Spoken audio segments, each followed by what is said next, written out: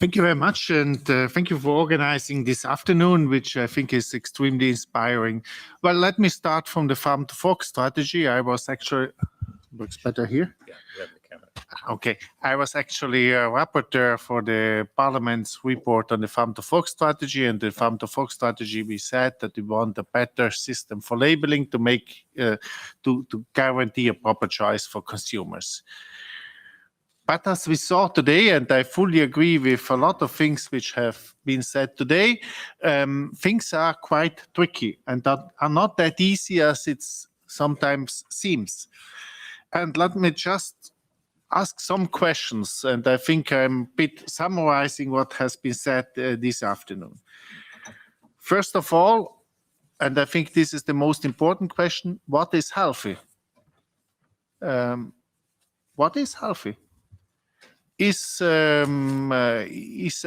skimmed milk healthier than a full milk, not skimmed milk, for example? Yes. If maybe I already consume too many calories, maybe yes. But if I go jogging in the morning here in the park and I consume calories, as much calories as my body needs, no. Maybe full milk with cream is healthier than skimmed milk. So it is not that easy to define what is healthy and what is not healthy. On the other side, I agree that a labeling system, if it wants to have some impact, it needs to be simple. Because clearly the consumer who goes to the supermarket, normally, at least I have the impression that the consumer does not stay 5 minutes in front of a product, controlling all the labels, saying, oh, take this and take something else. Makes a very fast choice.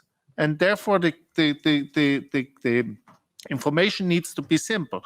I personally think that the Nutriscore is simple and is too simple because it makes obvious mistakes. I give you just an example because I like to go shopping, not because shopping in the supermarket, not because I spend money, because I like to see how consumers behave. It's very interesting. I saw, for example, in a supermarket here in Brussels, 2 ice creams. One red, and then the other one green. I controlled what is the difference between the 2 ice creams. The difference is very simple. On the green one is a bit less sugar, okay. There is no milk from cows, but it's a vegetarian product. So there are substitutes, milk substitutes in it, fibers in it. That's the difference. I can ask myself, okay, if I have a product which is not where the milk is not coming from a cow but is coming from something else, from a vegetarian product, is it healthy or is it not? Or is the information too simple because I need to explain what really happened? The second question is, okay, and I think this we did not discuss that much this afternoon, could such a system improve recipes? So could such a system bring the industry to rethink some of these recipes? I think yes. And therefore I think on some products, a labeling system could make sense, especially in highly processed products. Because to tell to the consumer if an apple or a salad or potato is A or B or C is simply a nonsense. To tell the consumer what's happening with the things kids eat for breakfast, maybe it makes more sense because the consumer at the first, if sees this in the supermarket, maybe is not aware how much sugar, how much salt, what is in this product. And maybe labeling it brings the industry to better ingredients. Maybe yes. Now this is for me a very, very interesting question. And I'm coming to just 1 or 2 points. Why do we not? Because today it's not a question in the European Union. It's not a question if we want the Nutriscore or not. The Nutriscore is a matter of fact. It is here. If you go to the supermarket here in Brussels, the Nutriscore is here. And the question is only, do we create a European system to bring all this into a European, let's say, into a European role? And why do we not start to say, okay, we have 2 or 3 member states which introduced the Nutriscore. Let's go to see what happened there.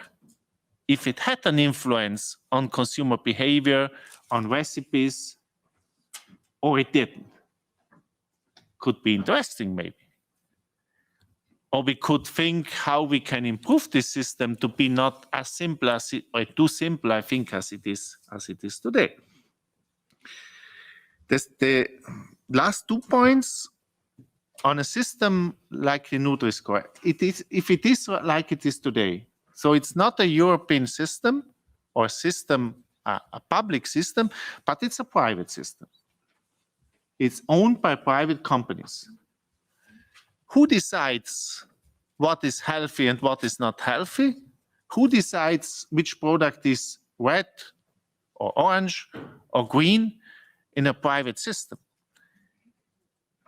Is it completely transparent? Do we know the algorithm behind all this? Or maybe some products might be green because who wants to label them wants to have them green. I don't know. Could be. And therefore, I think we need a European system, a public system, because if not, this private system goes on to exist. And it remains a private system with an unknown algorithm. And the last point is very much connected with this, and this Mr. Heitz said this. I'm asking myself, if I'm going to the supermarket here in Brussels, I have a nice consumer card, and if I buy certain type of products, I get money back or get points. So why the supermarket is giving me points? Because the supermarket is interested that I have a healthy nutrition. Maybe yes, because if I have a healthy nutrition, maybe I survive longer, so I remain as a consumer. Maybe yes. Could be. But I have the impression that the distribution chains are very much interested in their own economic interest, and this is completely okay. I mean, they are economic operators. We here in this parliament, we had a long debate, and we are having a debate about the role of distribution in the food chain. And this parliament always thought that we need to strengthen everything in the chain, but not the supermarkets. We think that the supermarkets today have a power which can also be abused. And we made legislation here in this house in order to strengthen other parts, the producers, first of all, with in the chain. I'm convinced the supermarket gives me points because the system strengthens the power of the supermarket chains, because they decide at the end what I buy. They give me the points today to decide tomorrow what I buy. And this is for me, the biggest problem of the system. If it remains like it is a system which is in the interest not of the consumer, it's in the interest of the distribution.